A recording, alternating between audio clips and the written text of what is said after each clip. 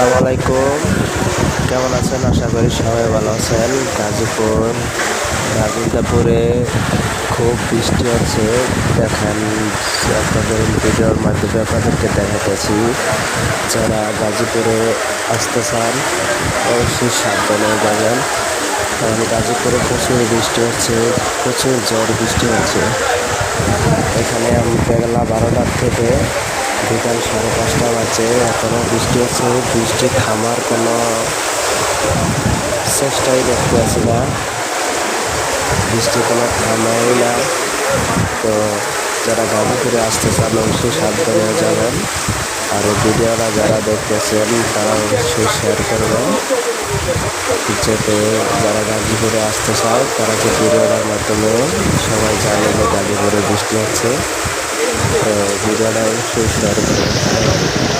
সবাই ভালো থাকবেন।